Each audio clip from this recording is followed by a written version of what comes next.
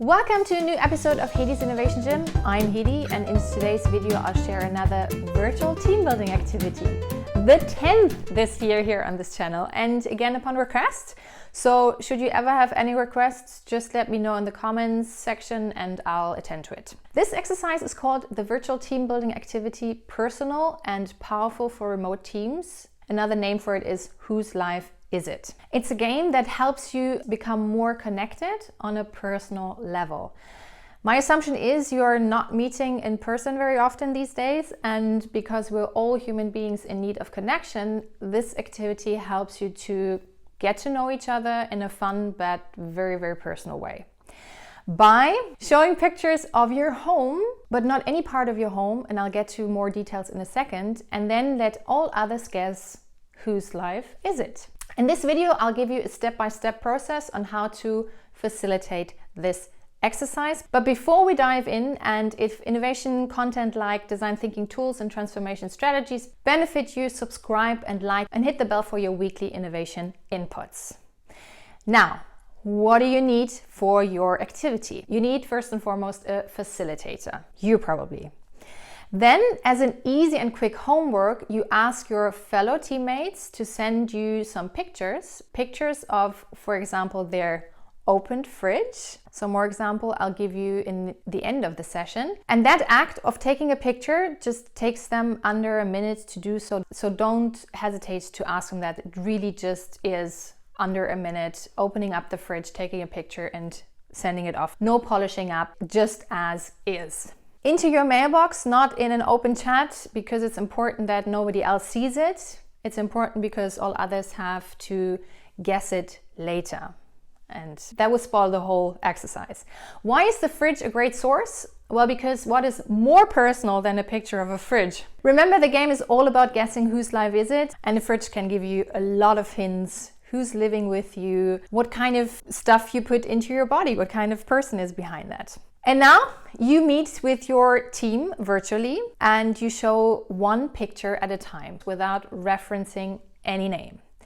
Now here it depends on how big the team is, how you make them guess best. When it's a small team, up to 8 people, I like to really go deep and allow some time for each of the pictures to be sort of uncovered, like in a detective mode. People absolutely love that. How? You ask all team members, all, also the ones whose picture it is, he or she has to bluff at this point, to simply observe the picture for 1 minute silently. Within that time frame, each of your team members writes down for themselves, what do I see and how do I interpret what I see? And then lastly, my conclusion is, and then ... the name. 1 minute completely silent. Then you give each team member another minute each to articulate their sort of detective's work. Ask them not to refer to any other detective work like, oh no, what you just said, I don't believe, or I rather believe that. No referring, no judgment of other detectives. There is no right or wrong here. This is like simply guesswork, and it kills the fun if you judge. Again, the one whose picture it is has to make something up, which is also a lot of fun for that person.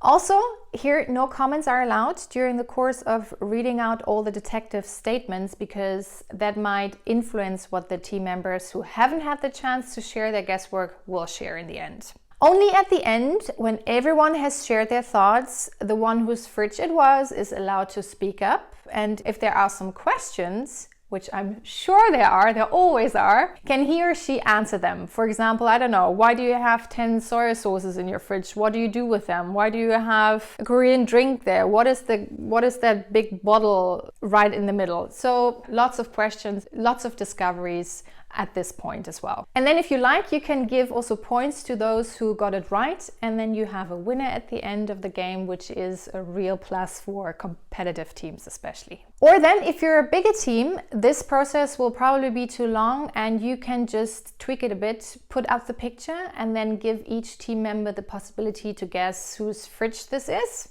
writing down a name and one sentence, why. What's the reason why they came up with that? What's the discovery behind? Either ask them to say it out loud, or if it's a large crowd, ask them to write it into the chat and then give points if you like. The first version is more of a deep dive into your team members' life, which I personally like. The latter is more like of a fun, quick, yet personal exercise to build on maybe in later conversations. And then, last but not least, I promised, what are other ideas of personal spaces or things meaningful and insightful to share? And I'm happy if you have other ideas, just comment below. In the past, I've used Christmas trees as the first exercise after the holiday season, bathrooms, Sunday morning breakfast tables, bedside tables, you name it. Make sure you pick something that is not too obvious, like a handbag. So it's a little bit more fun to actually invest time and to uncover that person behind. And no polishing up, we're all humans. So dear innovator, let me know in the comments how you will use this Whose Life Is It activity. Like and subscribe if you haven't done so, and check out multiple virtual team building activities here on this channel. If you like Connect, go to my website for more freebies, and see you very, very soon here on this channel. Bye bye.